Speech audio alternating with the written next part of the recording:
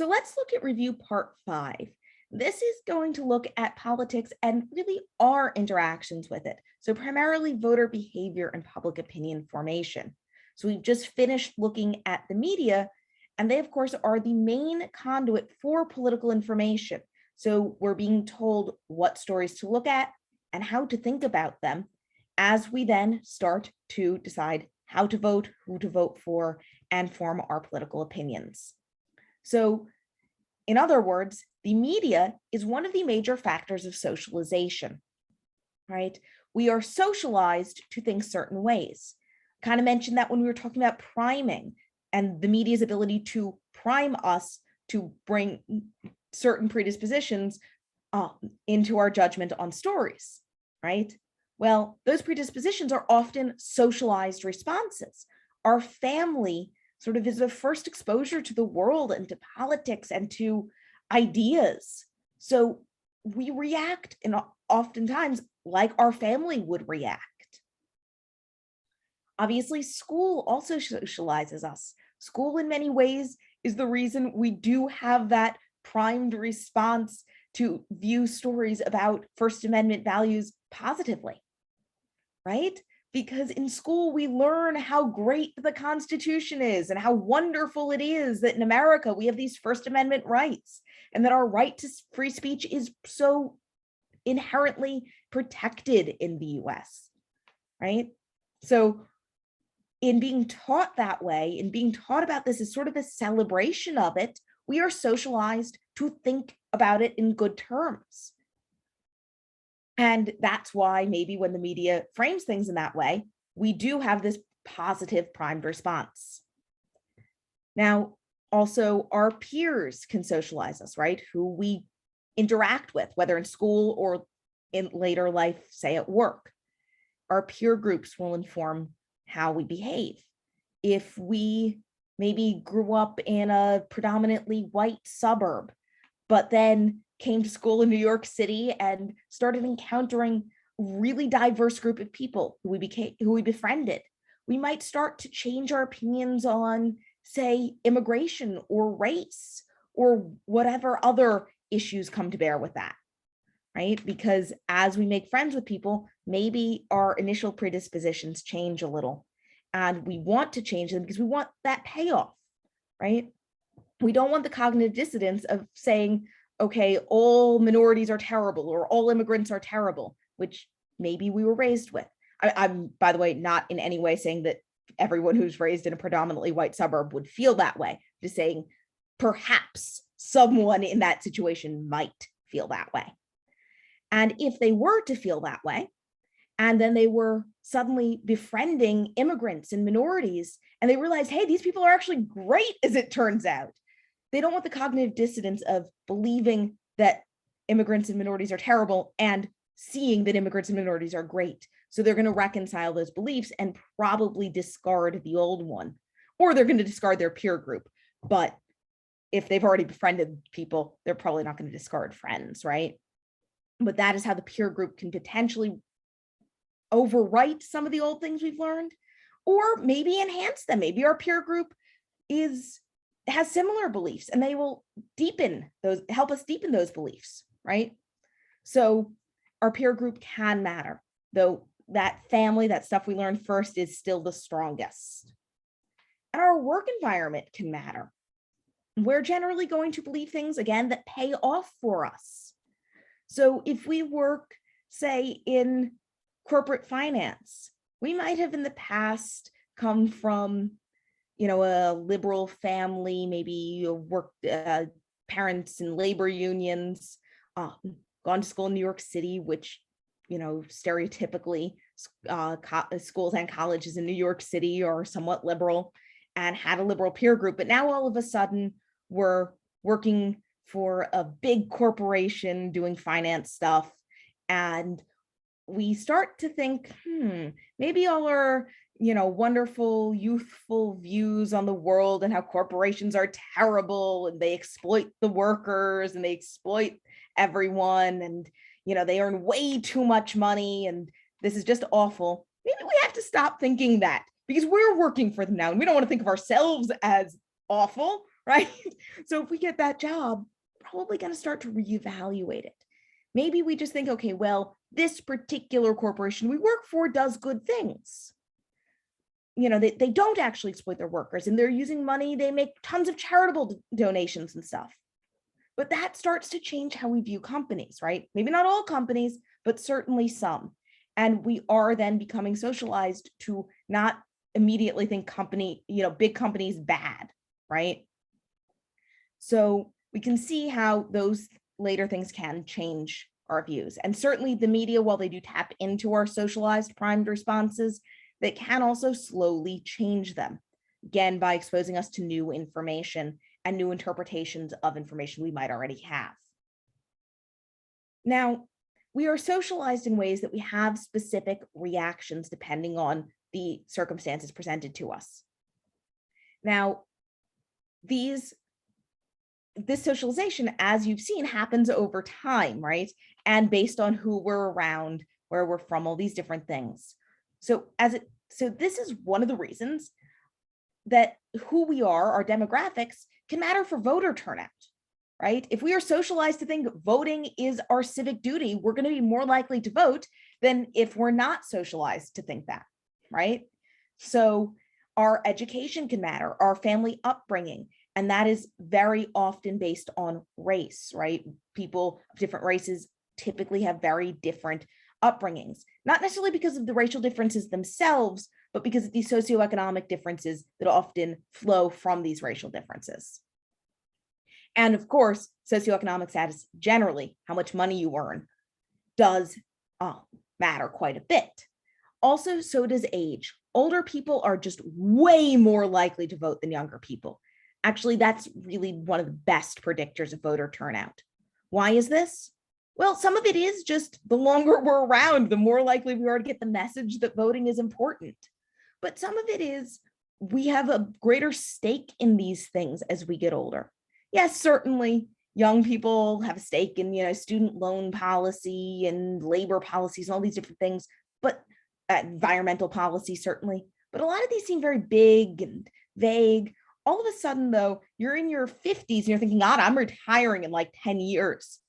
And, Social Security is going to be insolvent in 10 years. Oh my God, what do I do about that? I better start voting for people who are going to fix the problem, right? So as you get older, you have a more tangible stake in government outcomes, whether it's things like Social Security or interest rates in your mortgage and property values. You also might have kids and care a lot more about like your school board elections, right? So age just gives us more of a stake in these things as well. And of course, as we're older, it reduces some of the costs of voting. So looking at sort of our next bullet point, voting is considered irrational because the costs generally outweigh the benefits. We have to learn about who to vote for. We have to learn about politics and know who we're going to vote for. That takes effort. We also have to learn how to register to vote and actively register to vote. We then have to know where we're going to vote and show up. So if you're 18 and this is your first ever election that you get to vote in, you have to do all those things. But if you're 50 and you haven't moved since you were, got out of college at 22 and settled down, you've been living in the same place the whole time, you're probably registered to vote in that place. You probably have gone to the same polling place for decades, right? And because incumbency rates are typically high, you're probably been voting for the same people for a really long time, right? So you have to learn a lot less and put in a lot less effort to vote. So being older just facilitates these things. You've also just been around longer, you've seen more, so the information costs are going to be lower. At 18, you're still busy in school. Like you're probably not getting as much political information. I mean, you guys are because you're in my class, but most people are not. Whereas if you're 50, you're probably just seeing this stuff more and you've been seeing it for decades, right? So that's why age is such a good predictor. Education is a good predictor in a similar way because it lowers information costs, makes it easier for you to learn about things.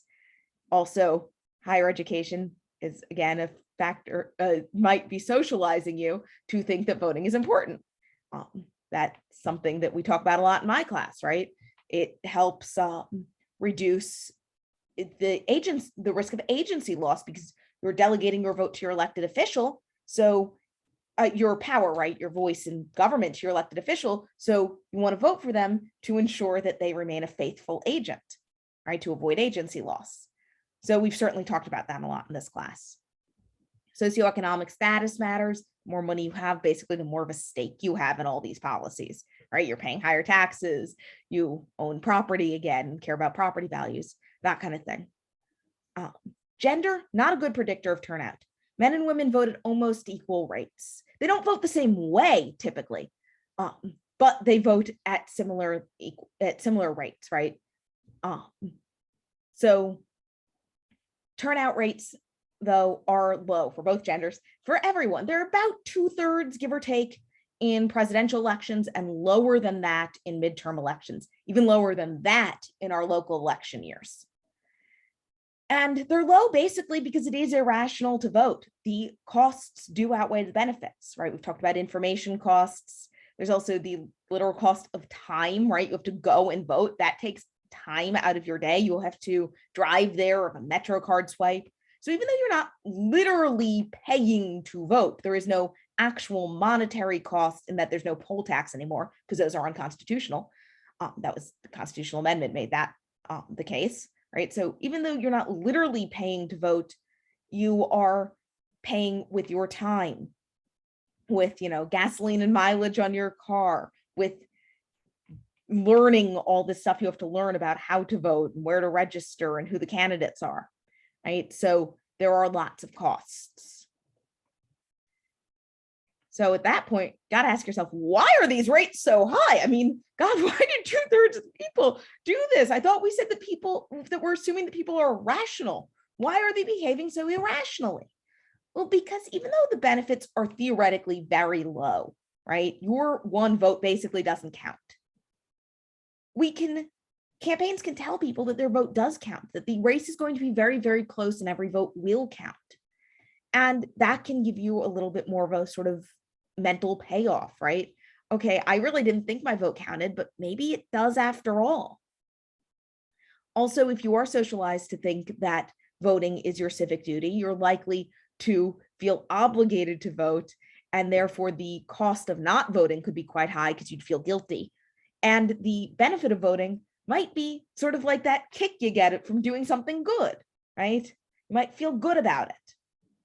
There's also sort of maybe peer pressure to vote, right? I mean, how many of you have a friend or relative who either complained about Trump or is now complaining about Biden? And who then you say, well, did you vote for them? And they're like, no, I didn't. Did you vote for their opponent, I suppose?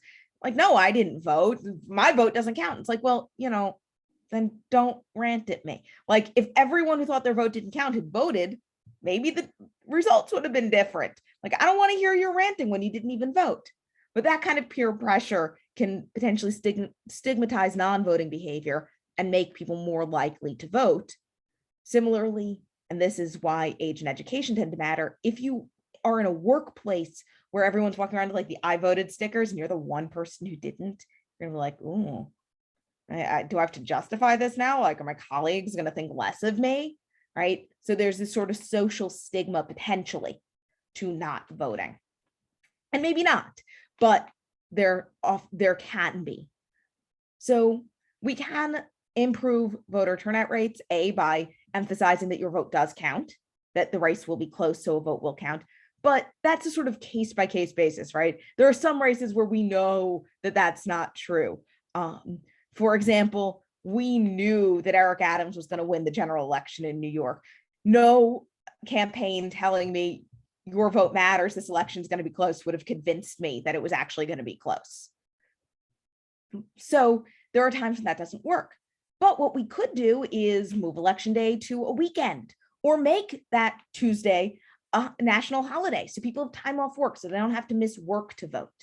We could potentially do early voting, allowing people to vote when it's more convenient for them, or mail-in voting, which means that you don't even have to go to a polling place at all. Right now, some of these might have sort of unforeseen consequences or foreseen consequences, I suppose, of, for example, making it harder for campaigns to do that sort of get out the vote, turnout building work. Because if voting is now 2 weeks long, how are they going to do that? Like, how are they going to push people to vote for 2 whole weeks? So there can be some consequences to this, but there are still ways that we can raise turnout. Of course, one of the best ways, at least judging by other countries' turnout rates, would be to mandate voting, right? If we passed a law saying voting was required, we'd likely see turnout rates go way up, as they do, say, in Australia, where the law is quite well enforced. Now, how do people decide who to vote for? Well, we know that they often bring to bear their socialized reactions, right? Their socialized responses, what the media's told them. But the single best way to predict how a person is going to vote is to ask them what their political party is, right? And their political party, we know, is formed based on these socialized factors and their underlying ideologies. So we have the 2 predominant ideologies in the US, conservatism and liberalism. And I don't know how the Zoom screen works if I'm flip-flopped, because I was doing stage right and stage left like I do in the classroom, but now I don't know how you're seeing it. But conservatism is typically associated with the right and liberalism with the left. And those are our 2 main ideologies, and you can look on our old slides or the textbook to see what exactly those ideologies mean. But right, we know conservative ideology typically means using the government to enforce traditional values, but to stay out of the market, and vice versa for liberal ideology. Generally, we want to intervene in order to increase equality, intervene in the market in order to increase equality and decrease inequality, and not use the government to enforce these traditional moral values. However, these ideological labels, which do have other elements to them, as you can see again from the textbook or the slides from the class on public opinion, these labels are not something we typically use in the public. Most people in the public will not spontaneously use ideological labels if asked what they believe. But they still correspond really, really well to the parties. Democrats are some form of liberal, and Republicans are some form of conservative, right? They might not, if you pick a single Republican out of the population, they may be more or less conservative than another Republican, but they will be conservative. And again, Democrats, if you pick a single Democrat out of the population, some will be more liberal than others, but they will be generally liberal. So how do we measure if people are like more conservative or less conservative, or even if they just are Democrat or Republican? How do we measure how they're going to feel about certain policy measures, right? All these different things that we want to know, that politicians really want to know, so that they can actually do what we want, so that they can get reelected. How do they measure this? Well, mainly through surveys, right? They poll us, they survey us. But this is difficult. A good pollster, good polling firm will try to get a truly random sample, but there are problems with random sampling, right? We may just, as it turns out, not get a great random sample. It happens sometimes, especially because typically pollsters, random digit dialing is done for landlines, but more and more young people don't have landlines. So you typically get older respondents if you use random digit dialing. So now it costs more basically to do a good random sample that also includes cell phones, all these different factors, which we talked about both when we talked about public opinion and during our digression day on methods, when we talked a bit about surveys. These things matter. And the size of your random sample matters. The larger the sample, the more it approximates the opinion of the whole public. The thing is this doesn't actually always work perfectly. So what I mean is it's not proportional. The bigger the sample, the more likely it is to approximate what the general public as a whole feels. But if I sample 1,000 people, and then someone else does the same poll and samples 2,000 people, that poll of 2,000 people is not twice as accurate as the poll with 1,000 people. A poll with 3,000 people is not 3 times as accurate as that poll with 1,000 people. The returns on your investment in the larger size are marginal. So the proportion, the error they're reporting, right? Polls are always reported with a margin of error.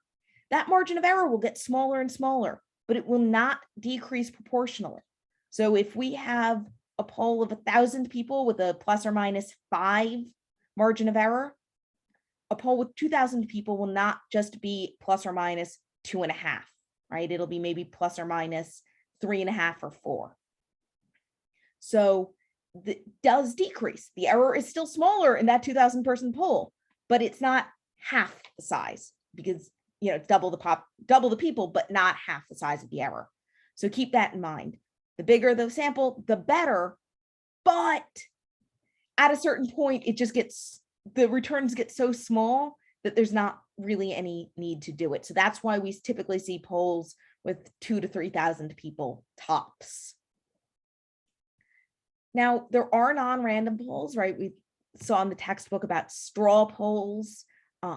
There are obviously convenience sample polls. For example, a publication might just poll their users, right? They could, the classic one is Reader's Digest, polled Reader's Digest readers.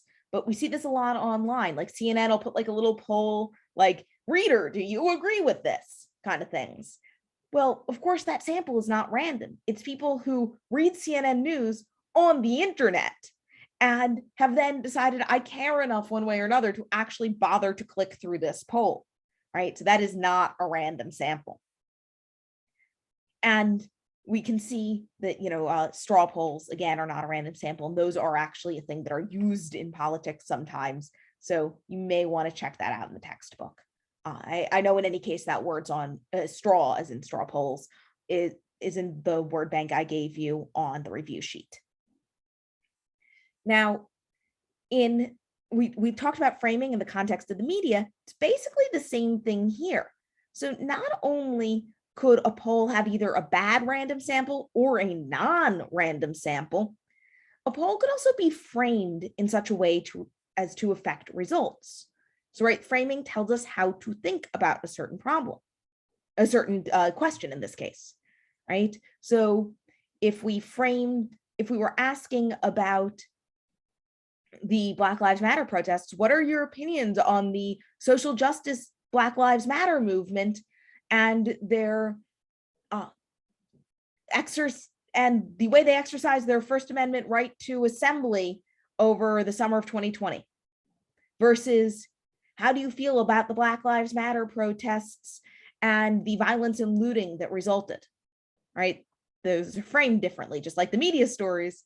Now, obviously, a good poll will not be so obvious in the framing, but even so, the way a question is worded or the order the questions are asked in can inadvertently frame the questions in a way that make us answer them differently than we would otherwise, right? I think I gave you the example of when Pew Research asked about same-sex marriage before civil unions.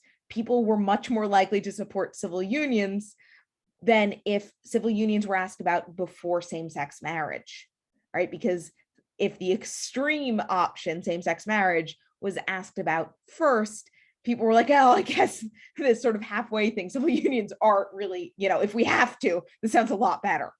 But if they were asked about first, people didn't have that, oh, well, it's less extreme, so I guess I like it reaction, right? So again, framing can be inadvertent and really change responses. Now, measurement is difficult, right? Getting a good sample is difficult. Getting the questions so that they aren't framed in such a way that makes us answer them sort of inaccurately, so to speak, is difficult. Well, as it turns out, all of that is compounded by the fact that public opinion isn't stable, right? We don't use ideological labels consistently. We don't actually hold opinions oftentimes, except when we are asked about them. There are certain things that we definitely have opinions on, but we're probably not going to have much of an opinion on like the debt ceiling until we're spending time in class talking about the debt ceiling. And then like for a while, maybe you'll have an opinion on it, but that's going to fade, right? At some point, you're going to stop thinking about it. And then all of a sudden, someone will ask you, poster will ask you about the debt ceiling. Be like, oh yeah, I have an opinion. Do you really? Like, how informed is that opinion? And that's the case for the public, right? Sometimes they'll be able to pull out like this information they once learned in my class, but a lot of times they won't. Our brains are not filing cabinets, they're buckets. We just dump everything in and just sort of pull from the top when we're asked about a question. So if a public opinion isn't stable, how do we measure it then? Well, it turns out that even though it's unstable, the aggregate is stable because any error in the instability is somewhat random. So some people will answer in one direction completely randomly, but some people answer in the other direction completely randomly. So that noise cancels out and we end up with an aggregate, sort of the signal there, right? And we can see then stability in this aggregate public opinion. And if that moves, that is an indication that real opinions have shifted for some reason. So we can measure public opinion, even if it is difficult to do. And even if we do just have to look at the aggregate rather than individual opinions. So using this information, we will move on in our next video to talk about political parties and other aspects of